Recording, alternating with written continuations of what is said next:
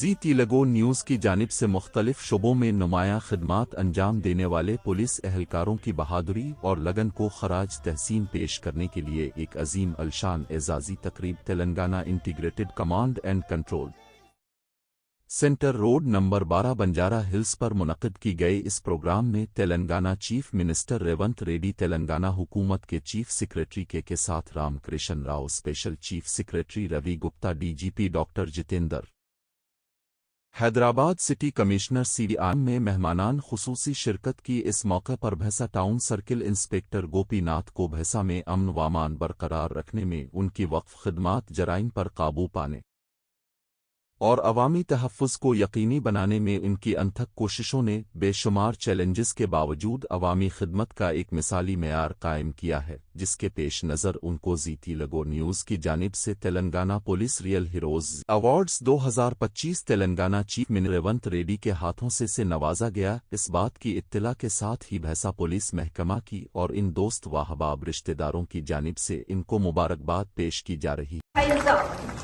నిర్మల్ నుంచి కంగ్రాచులేషన్స్ గోపీనాథ్ గారు. వీళ్ళ సేవల గురించి ఎంత చెప్పినా తక్కువే. ఒక్కొక్కరు ఎంతో డెడికేటెడ్ గా మన గురించి చేసిన సేవల గురించి ఎంత చెప్పినా తక్కువే. ఫ్యామిలీ టైం ని కూడా వదిలేస్తూ ఉంటారు.